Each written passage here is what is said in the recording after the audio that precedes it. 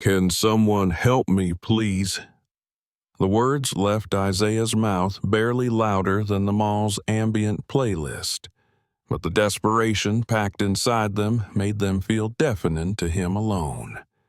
He stood at the base of the escalator in the heart of Chicago's largest downtown shopping center, one hand clutching a weathered crutch and the other gripping the steel railing like it was the only thing keeping him from falling into the void of a world that had forgotten how to see.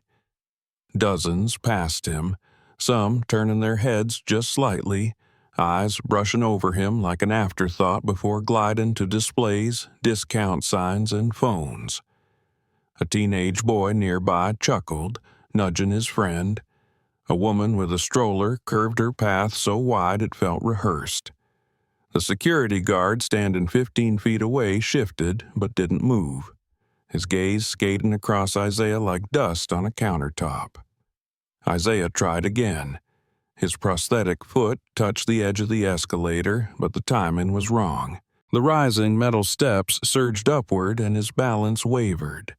He stumbled backward with a frustrated grunt, the crutch nearly slipping from under him. Pain shot up through his hip like a cruel joke.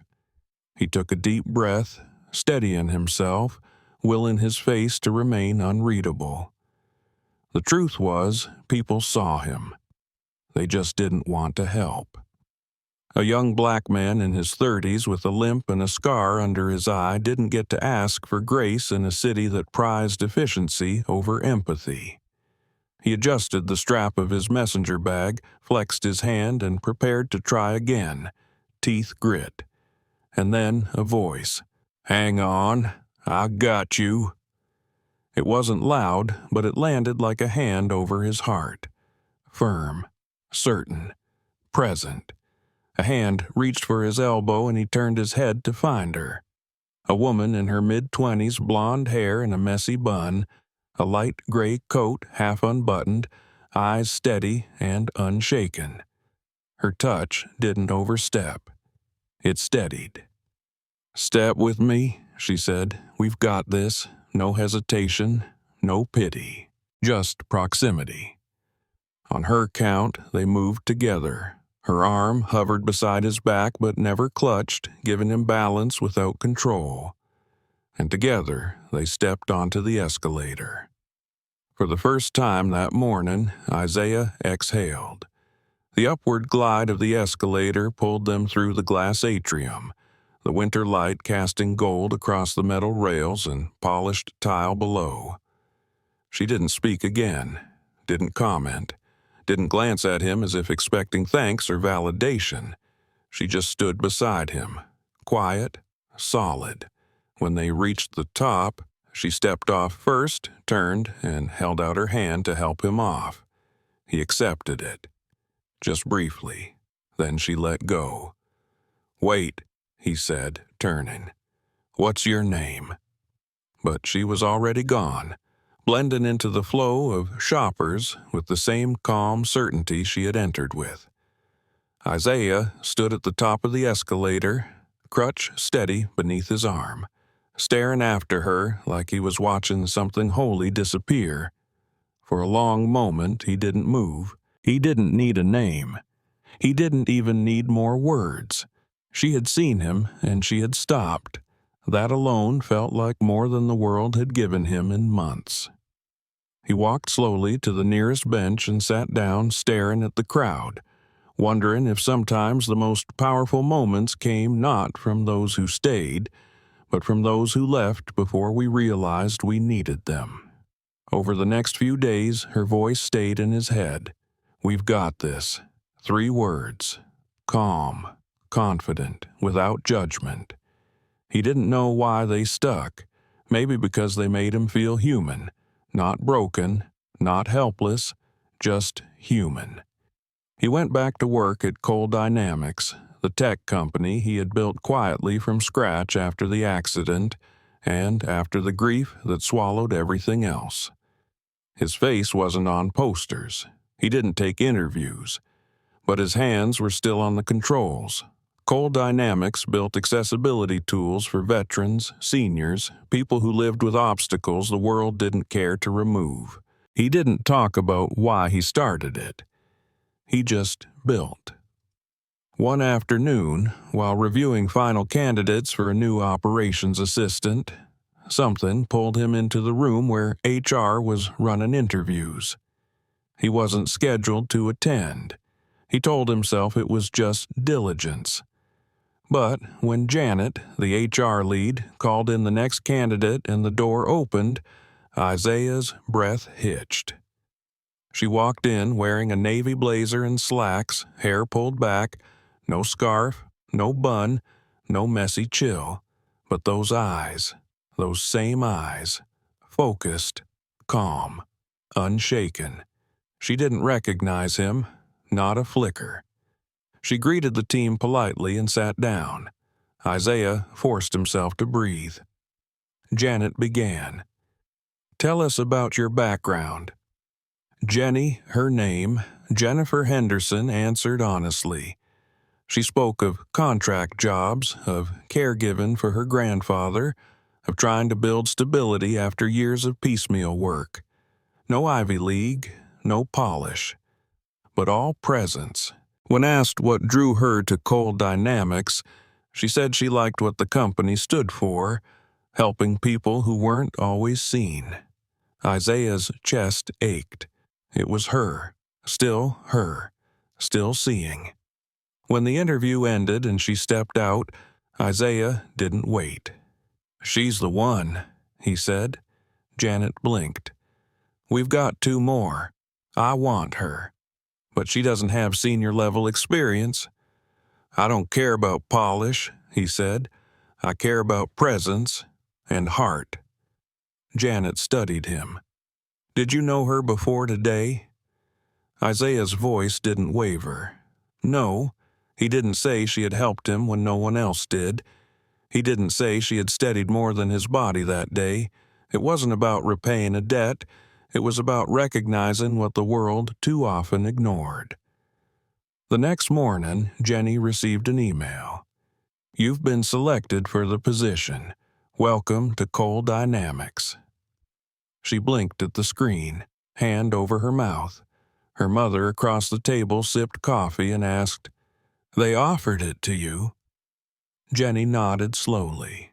"I didn't think I said anything special. Sometimes being honest is special," her mother said. "You're going to be okay, Jen." Jenny didn't know that the man who changed her life that morning on the escalator was now the one opening doors for her. Not out of charity, but belief. Isaiah stood at the window of his office overlooking the city. The skyline shimmered. People rushed below, unaware. They hadn't seen what he saw. A stranger who stopped when the world didn't. A small act that refused to shrink. He didn't know where it would lead, but something told him the moment wasn't done. It had just begun. Jenny arrived on her first day at Cold Dynamics with her shoulders squared and her heart quietly bracing itself for disappointment. She had been in too many temporary positions to believe in anything permanent, and the paper badge the receptionist handed her still felt like it belonged to someone braver. Her desk was at the far end of the 6th floor, just outside the executive wing marked "Temporary assignment until restructuring completes." That suited her. She wasn't there to make waves, just to work. Her cubicle was clean, minimal, already holding a laptop, a welcome folder, and a handwritten note on thick cardstock. "You're here because you earned it." Signed with only 2 initials, "I.C." She paused, fingers brushing the ink. It wasn't until later that she realized who had written it. By noon, she had learned the phone system, memorized the names of 5 departments, and restructured 2 outdated templates for inventory tracking. She worked quickly, quietly, with a precision born of years spent balancing 2 jobs and caretaking for a man who had once forgotten his own name. When a meeting invite pinged her inbox at 2:17 p.m., she stared at it for a long time. It was a layout review, and she was asked to attend. not present, just observe. Room 603B. She walked in early, nerves curling inside her like paper near flame. The team was already halfway through setup, and at the head of the table stood him. Isaiah. She froze, her mouth going dry. He looked up, no flicker of recognition on his face. He nodded at her with the same calm as he had nodded to everyone else, as if they hadn't once shared a steel staircase that moved underfoot like the world slipping away. She sat down at the far end, kept her eyes on the screen, her notes, anywhere but him. The meeting went smoothly. She took notes with practiced speed, pretending the pounding in her chest didn't echo in her ears. When it ended, he looked at her directly for the first time and gave a slight nod. Not a smile, not a word, just acknowledgement. Then he turned and walked out. Jenny returned to her desk unsure whether she had imagined it all. The next morning, she found another message in her inbox. A one-on-one. Debrief, 9 a.m., East Conference Room 2. She barely slept. She arrived 20 minutes early, sat in a room that smelled of fresh polish and humming LEDs, and waited with her hands clasped in her lap. When Isaiah walked in, his limp was nearly invisible but still there, and the sound of his prosthetic on tile echoed once before vanishing into the hush. He sat across from her. No laptop, no papers, just his presence.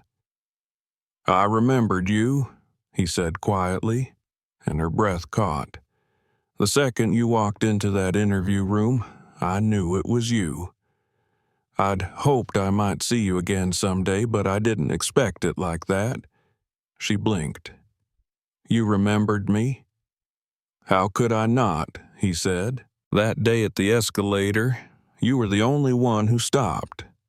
Her throat tightened. "I didn't do that much. That's why it meant everything," he said. "You didn't wait for thanks. You didn't ask for context. You helped and disappeared." She stared at him, words catching behind her ribs. "I thought you'd forgotten me," she whispered. He shook his head. "I didn't bring you here because of that moment. You earned this job. HR didn't know. I reviewed your file. I saw your work history, your caregiving, the jobs people overlook.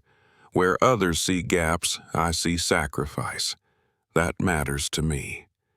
Her eyes stung, but she blinked quickly. "Thank you," she said, and it was the first time in years it felt like enough. He reached into his jacket and placed an envelope on the table. "Not a promotion," he said. "Not yet. It's a discretionary grant. Covers night classes or online certifications.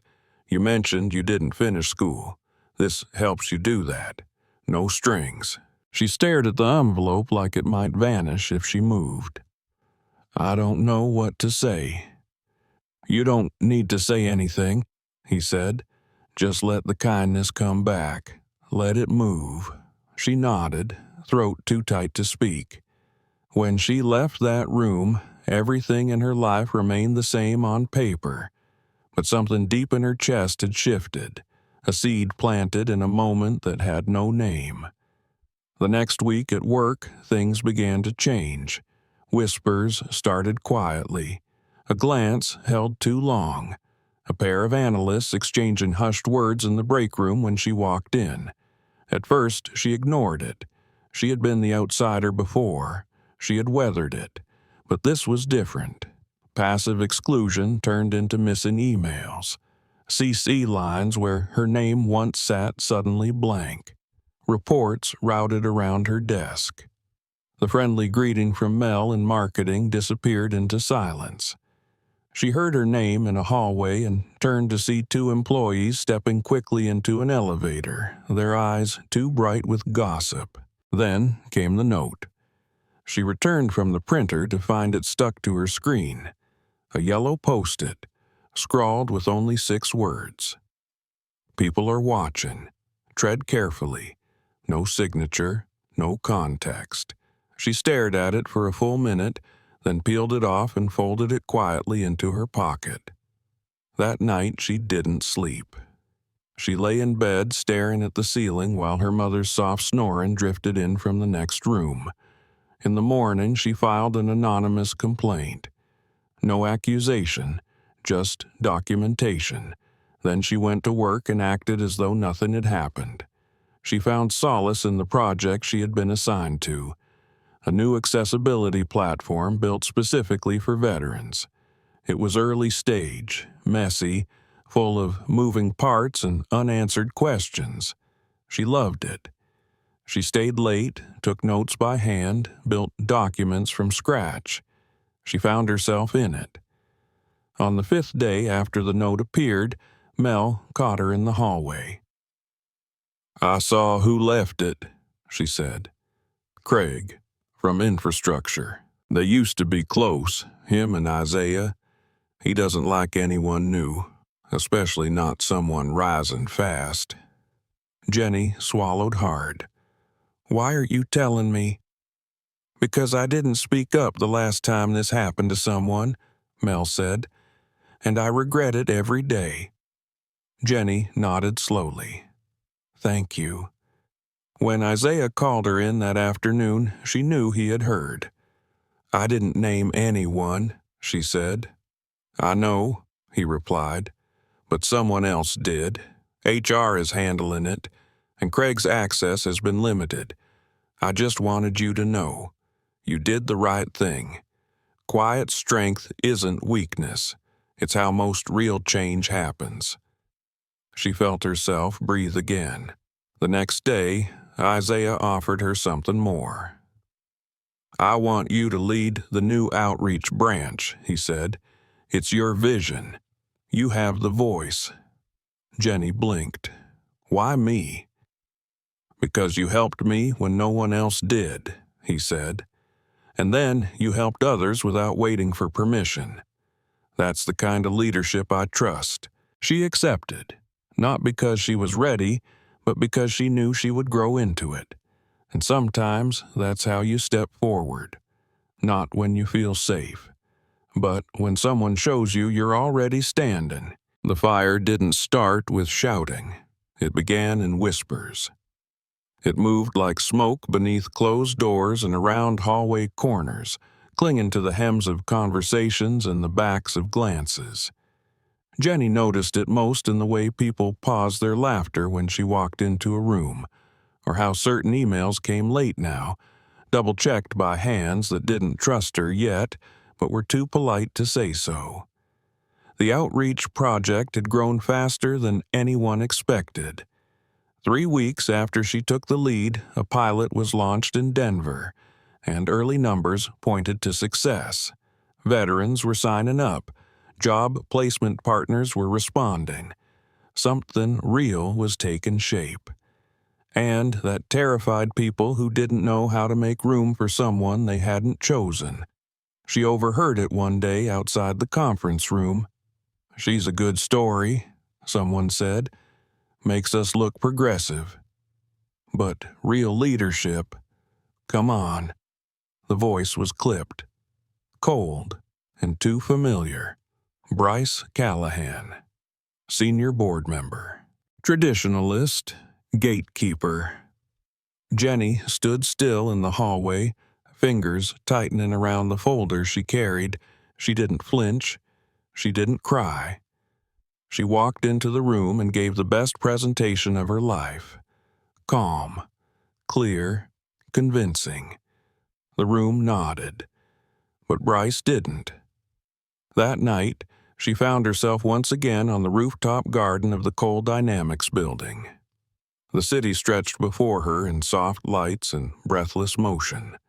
Isaiah joined her not long after, 2 mugs of mint tea in hand. She told him what she had heard.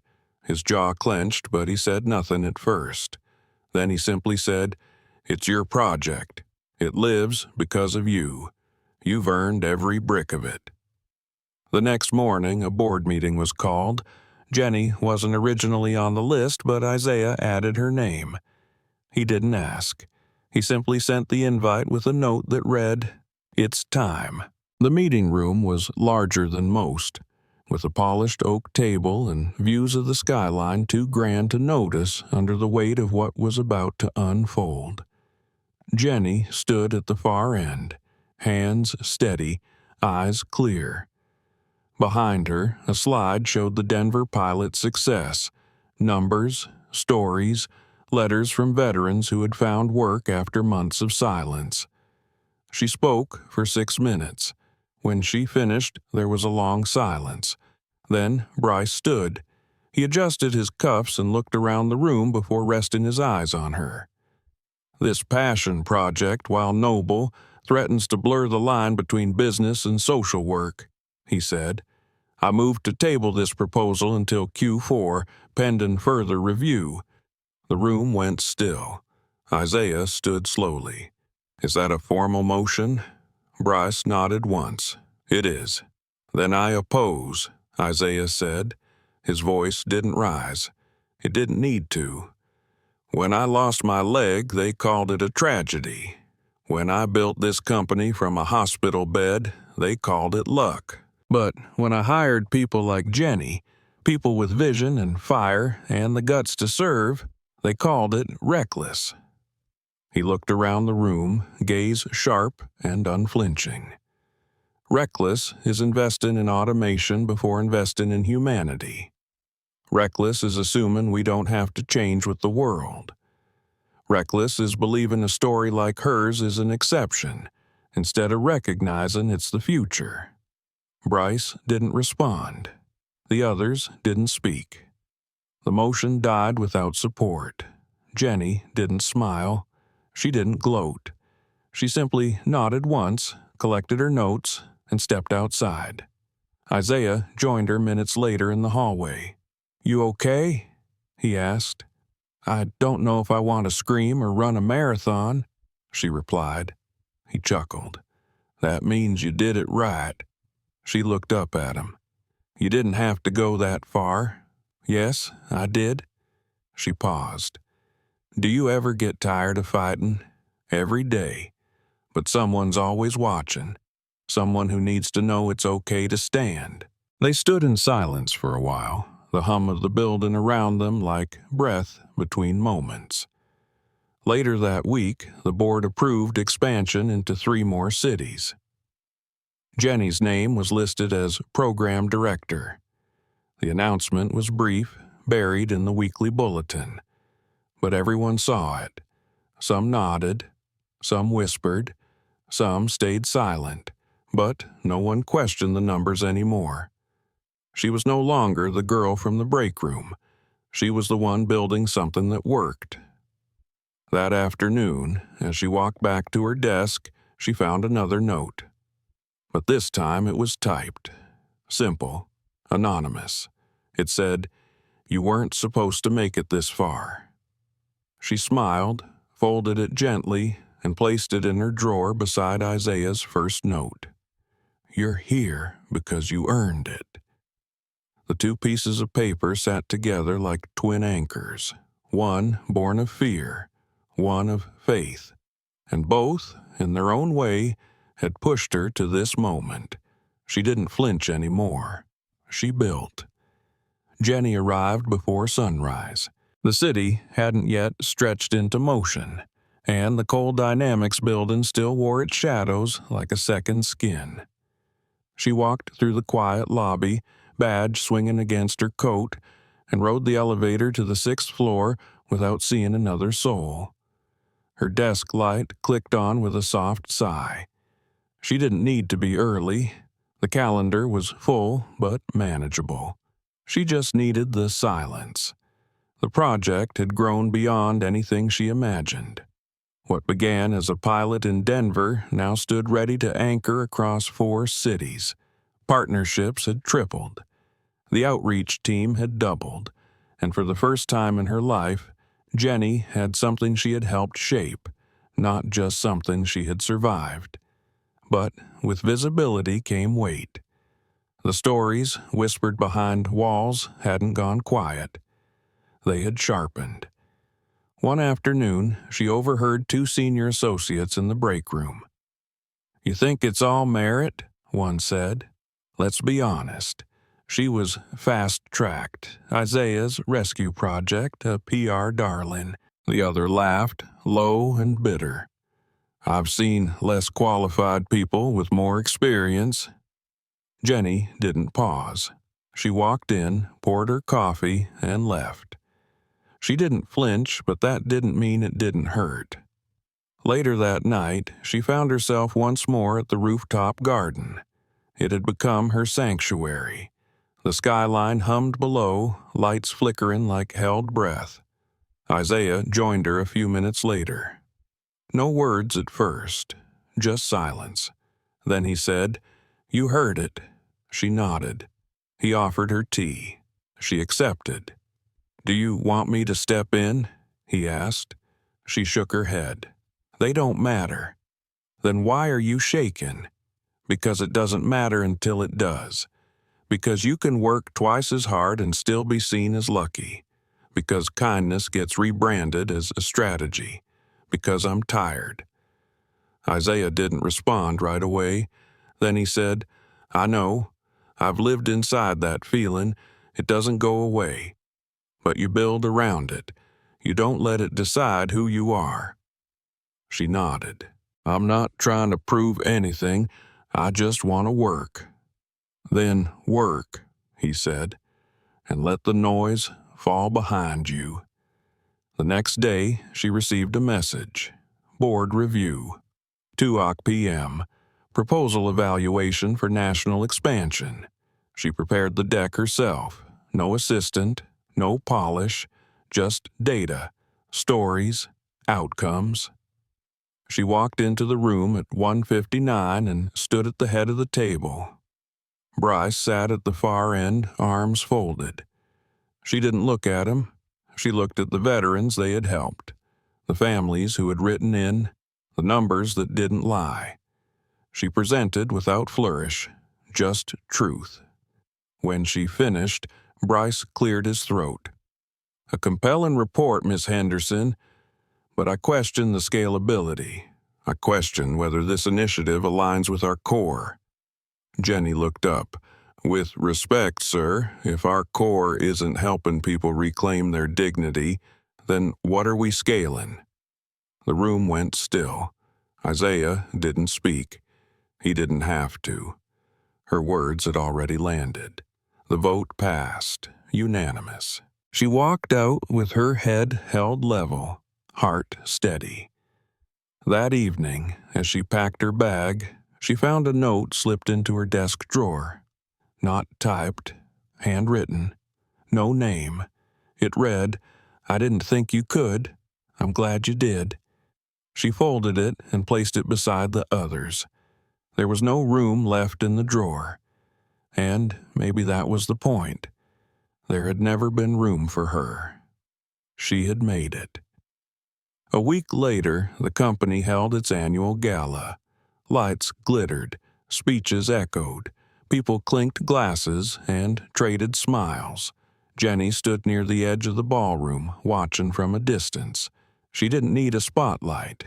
She only needed to see the room she helped shape. An older man in a navy coat approached her. "Excuse me?" he said. "Are you Miss Henderson?" "Yes," she replied.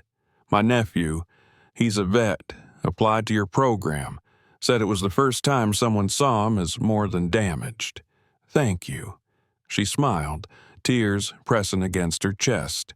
"You're welcome." That night, she and Isaiah left before the music ended. They drove through the quiet streets in his grandfather's old Lincoln, windows down, wind whispering past memories. They said little. They didn't need to. At a stoplight, she turned to him. "Why did you choose me?" Isaiah didn't answer right away. Then he said, "Because you saw me when no one else did, and you didn't need me to be anything more than human." Jenny looked out the window. "Sometimes I wonder what would have happened if I hadn't stopped." He smiled. "You did, and now we're here." She reached for his hand. He didn't flinch, their fingers laced together like memory and promise. A month later, a photo was hung in the new outreach center. Isaiah and Jenny cut in a ribbon. Behind them, a wall mural painted by a local veteran in bold blue and deep gold. Underneath, a quote, "Compassion isn't weakness. It's the courage to see the unseen." The staff passed it daily. No one needed to know where it began.